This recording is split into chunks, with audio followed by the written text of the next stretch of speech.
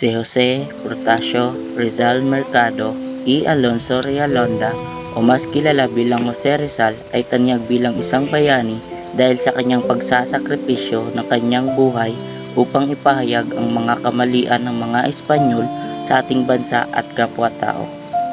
Sa ikapitong oras ng kanyang pagkakabilanggo sa Port Santiago, dumating ang iba't ibang bisita upang makipag-usap sa kanya.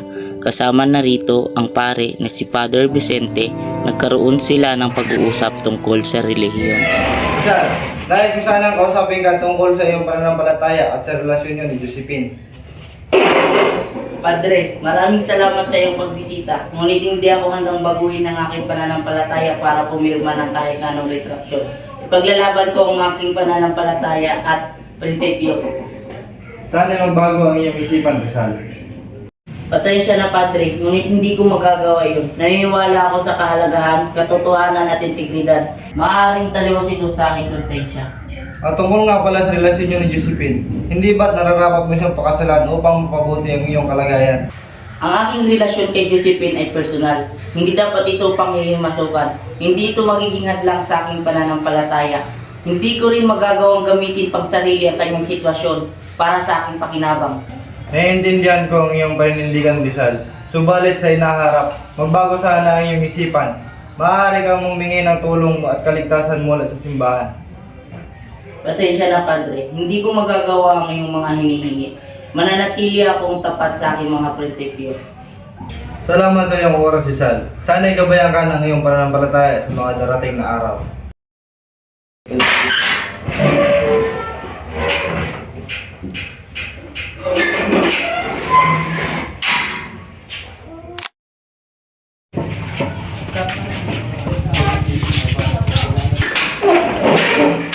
Rizal, nandiyan na yung mga kapatid at ang iyong ina. Maaari mo ba sila makausap? Let them in. Sige, pumasok na kayo.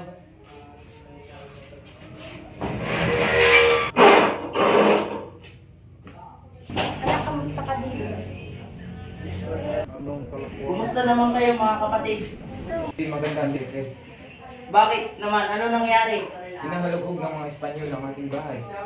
Dihan, malapit na nating makamta ng kalayaan. Kuya! Trinidad, Lucia, Kumusta ang inyong oras sa pagbisita? hayaan mo ako makapagpaalam ng maayos sa aking ina't kapatid. Bilisan nyo at huwag kayong gagawa ng kahit ano. Kuya, hindi ko alam kung paano sasabihin. Huwag kang mag-alala, mahalaga ang ating pagkikita na ito. Ina, maaari ba kitang makausap na tayo lang? Ako'y nasa matinding pagpipili. Hindi ko na lamang alam kung anong nga ba ang aking gagawin. Anak, alam ko ano yung pinagdadaanan. Kaya ang iyong pinagmamalaki dahil sa iyong katapangan. Gawin mo ang nararapat at huwag magpapatalo sa takot. Maraming salamat, Ina. Paumanhin sa aking mga nagawa. Hindi anak, ginawa mo lang ang nararapat. Jose Pio, Opo ba, Padre Vicente? si Rizal ay hindi pumirma ng retraksyon. Yun ay isang malaking desisyon na hindi natin inaasahan. Ano yung mga plano sa mga sulat na iyan? Ingatan ko ang kopyang ito, ngunit hindi ko alam ang mga pangyayari. Ngunit maaari itong maging mahalaga sa hinaharap. Masyadong malalim ang mga lihim ng kasaysayan. Hayaan mo akong alaman ito, Padre Vicente. Kailangan nating alamin kung sino ang mga kaibigang makakatulong sa atin sa mga bagay na ito. Maganda ang iyong hangarin, Padre Pio. Ngunit kailangan nating mag-ingat sa pagkakalat ng impormasyon nito. Ito ay hindi lamang isang sulat. Maaari itong magdala ng hindi nating inaasahang pangyayari. Padre Vicente, ipapahuwad ko at itatago ang lihim na ito. Hindi ito ang tamang oras para ilantad ang lihim na ito. Magkikipag-ugnayan ako sa mga kaibigan ko sa Esperanza upang ipagpatuloy ang mga personal na bagay na ito.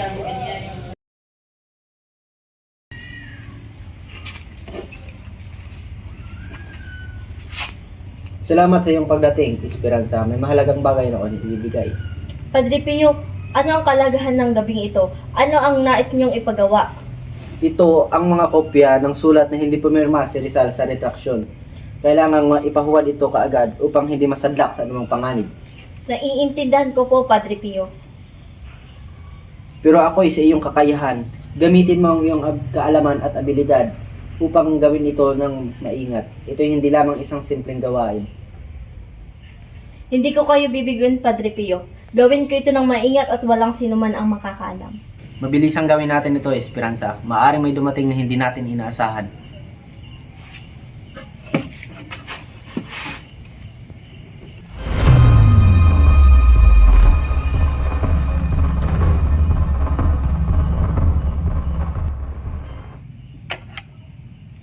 Padre Pio, handa na po ang sulat ay nasa ligtas na kalagayan. Salamat, Esperanza. Ako nang bahala nito magtago sa ligtas na lugar. Huwag nating kalimutan na ang impormasyon nito, ang kahalaga ng impormasyon ito sa kasaysayan at ang kaligtasan natin para dito. Tiyak po, Padre Pio, ang lihim na ito ay mananatiling ligtas sa pamamagitan ng ating pangangalaga.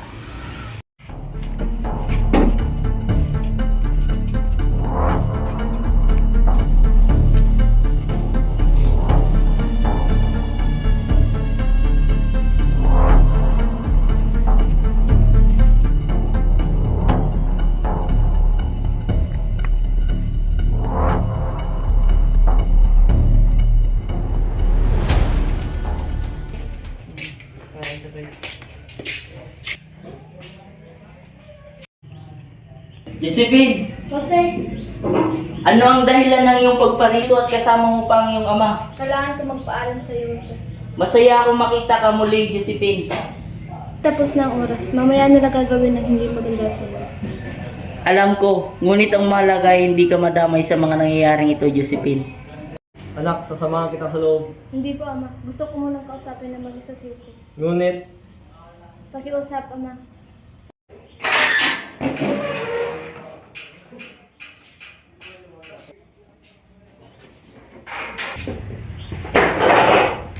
Hindi ko alam kung paano sasabihin ang nararamdaman ko.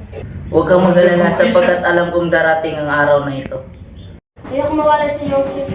Huwag kang mag-alala. Ang mahalaga ay hindi ka madamay sa mga nangyayaring ito, Josephine.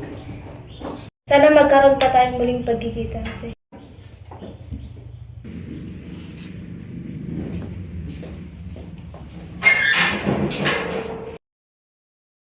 Sa mga sandaling ito ng aking pamamaalam, nais kong ipaabot ang aking wagas na pagmamahal at pasasalamat sa lahat ng inyong suporta at pag-aalaga.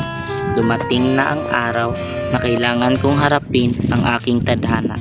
Hindi sapat ang mga salita upang ipahayag ang pagnanais na makapagbigay ng kabutihan sa bayan.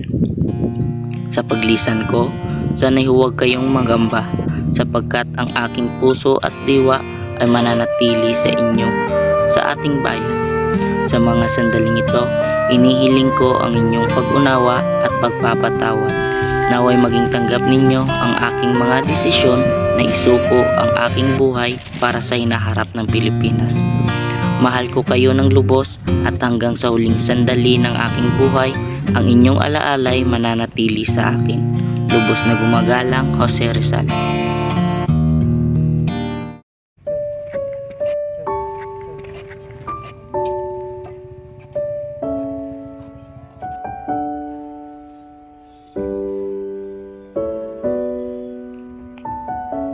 Carga! Apuente! Fuego! Consumato Mix.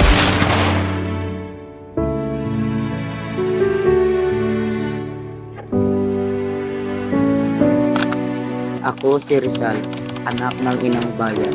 Hindi ako sumuko sa mga private, sapagkat ang katotohanan ay hindi kailanman binabawi. Sa dugo kong dumanak, sumibol ang kalayaan ng aking sinilangan. Ako si Rizal, ang bayani ng inang bayan.